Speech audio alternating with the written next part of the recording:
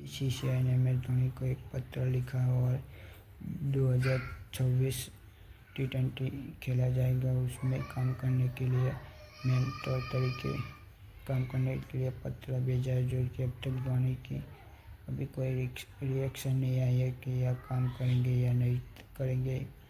और जो कि MS धोनी बहुत अच्छे स्कूल और बहुत अच्छे कैप्टनशिप कर चुके हैं, जो कि 2007 में वर्ल्ड कप जीता था तो कैप्टनशिप की। इसके बाद 2011 में कैप्टनशिप में टीम इंडिया ने वर्ल्ड कप जीता है। तो बहुत अच्छे अनुभव खिलाड़ी MS धोनी और हमेशा नए खिलाड़ियों को जो उत्साह देते हैं, इसलिए बहुत अच्छे काम करते हैं MS धोनी। जो कि MS धोनी एक माइंड खिलाड़ी है।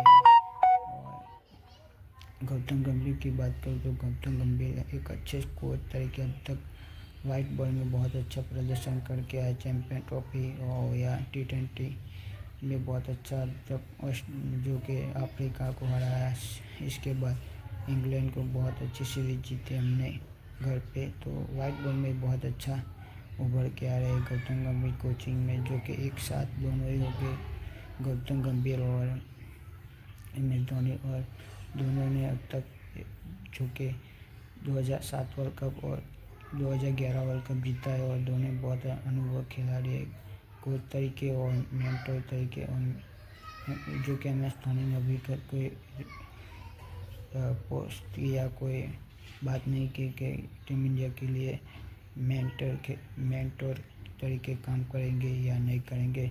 जो कि बीसीसीआई तरफ से एक पत्र भी भेजा है कि MS Dhoni 2026 T20 world cup जो कि इंडिया में खेलने वाला है, इसमें काम करने के राजी होगा या नहीं होगा।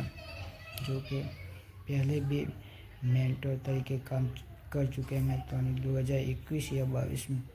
तो बढ़िया है जो कि MS धोनी और गौतम गंभीर एक साथ हो गए टीम इंडिया के लिए काम करने के लिए।